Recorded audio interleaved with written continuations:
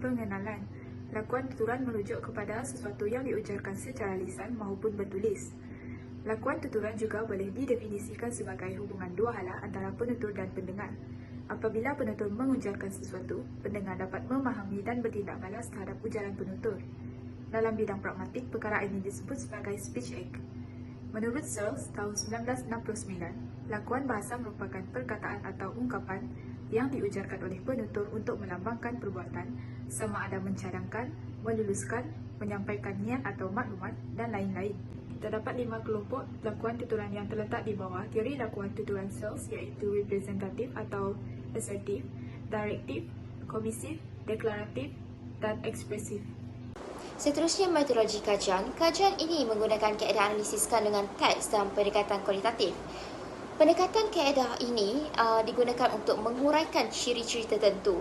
Beberapa data dipilih untuk tujuan persempelan teks yang diambil berdasarkan ucapan belanjawan tahun 2024 yang telah disampaikan oleh Perdana Menteri Malaysia Yang Amat Berhormat Datuk Seri Anwar Ibrahim pada 13 Oktober 2023. Data dalam bentuk ayat yang dikumpul akan dikategorikan mengikut jenis pelakuan yang terdapat dalam teori lakuan tuturan Searle 1969, iaitu terdiri daripada 5 kelompok: representatif, direktif, komisif, deklaratif dan ekspresif.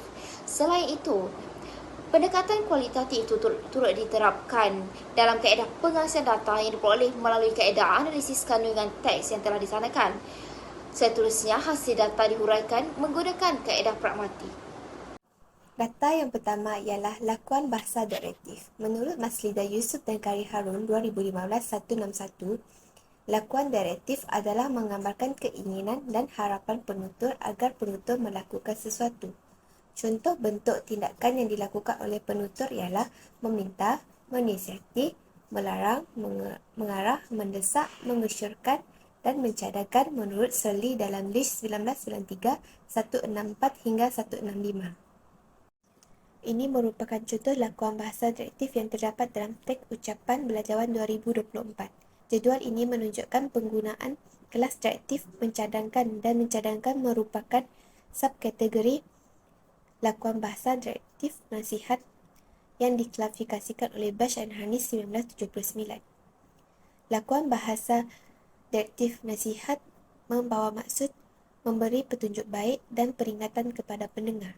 Jadi, Yang Amat Berhormat Datuk Seri Anwar Ibrahim menggunakan perkataan mencadangkan dalam teks tersebut untuk mengutarakan nasihat agar pendengar melakukan nasihat yang diberikan. Seterusnya ialah lakuan pertuturan ekspresif yang menunjukkan perasaan penutur seperti bahagia, suka, tidak suka dan duka. Kelas lakuan ini termasuk lakuan mengucapkan terima kasih, tahniah, memohon maaf, menyalahkan, memuji, mengucapkan takziah dan marah. Contoh yang kami perolehi dalam teks ucapan belanjawan ialah seperti berikut. Berikut merupakan lakuan tuturan ekspresif tahniah yang digunakan, iaitu dengan kehadiran perkataan Alhamdulillah.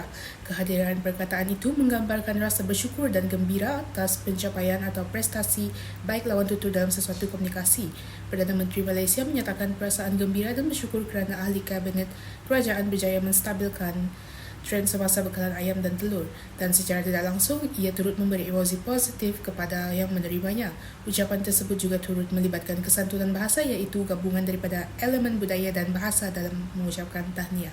Berdasarkan kajian yang telah dijalankan, jelaslah bahawa kelima-lima teori lakuan tuturan Searle 1969 iaitu representatif, direktif, komisif, deklaratif dan ekspresif terkandung dalam teks belanjawan 2024 yang telah disampaikan oleh Perdana Menteri Malaysia Yang Amat Berhormat Datuk Seri Anwar Ibrahim. Lakuan representatif berfungsi untuk menyatakan, lakuan direktif berfungsi untuk mencadangkan, manakala lakuan komisif digunakan dalam ungkapan seperti berakar, berikrar, berjanji, bersumpah dan memberi jaminan.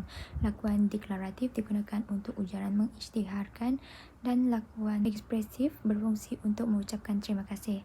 Lakuan yang paling banyak digunakan ialah lakuan komisif dan representatif kerana teks tersebut berbentuk maklumat yang disampaikan kepada pendengar.